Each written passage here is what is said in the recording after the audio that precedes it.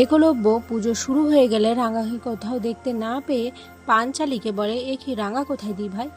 পাঞ্চালী বলে, আসলে আমরা তো রাঙাকে খুব সুন্দর করে সাজিয়ে দিয়েছিলাম, কিন্তু ও বললো ও এখানে আসবে না।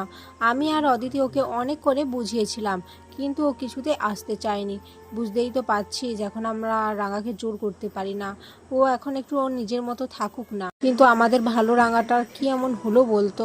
ওই লোকগুলোর জন্য আমাদের রাঙার স্বাভাবিক জীবনটা থেমে গেছে। এদিকে একলব্য মনে মনে ভাবে, রাঙার স্বাভাবিক জীবন স্বাভাবিকই আছে, শুধুমাত্র ওই লোকগুলোকে ধরার জন্য রাঙা এখন অভিনয় করছে মাত্র। এদিকে রাঙা যে ছবিটা পেয়েছে বৃন্দার থেকে, বৃন্দার সেই ছবিটার ওপর কালি দিয়ে সেই অবিনাশের দাড়ি গোপ যেভাবে ছিল সেগুলো আঁকতে থাকে। ছবিটা এঁকেই রাঙা বুঝতে পারে যে অবিনাশী হচ্ছে বৃন্দা, ছদ্মবেশী বৃন্দা, যে সাপের বিষ কিনেছিল শুধুমাত্র রাঙাকে মারবার জন্য। রাঙা ভাবে, সত্যি বড় বৌদি, তোকে এতবার সুযোগ দিলাম, তারপরেও তুই শুধরালি না। সেই একই কাজকর্ম করে চলেছিস তুই দিনের পর দিন। এদিকে একলব্য পাঞ্চালীকে বলে, ঠিক আছে তোরা এখানে থাক, আমি যাই, যদি পারি রাঙাকে ডেকে নিয়ে আসে। এদিকে একলব্য রাঙাকে ঘরে কোথাও না পেয়ে বড় বৌদির ঘরে আসে।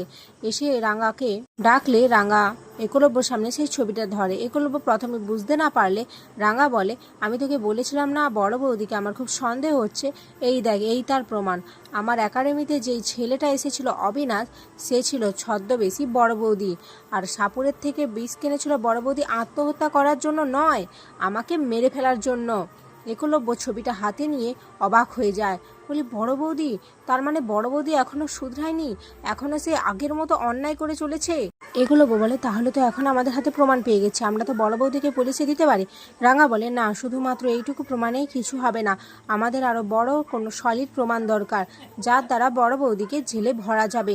এক কাজ কর, তুই বরং এখন নিচে চলে যা, সবাইকে ব্যস্ত রাখ, ওপরে যেন এখন কেউ না আসে, আমি বড় বৌদির ঘরটা আরো ভালো করে খুঁজে দেখব, যদি আরো কিছু প্রমাণ পাওয়া যায় তাহলে আমাদের খুব লাভ হবে।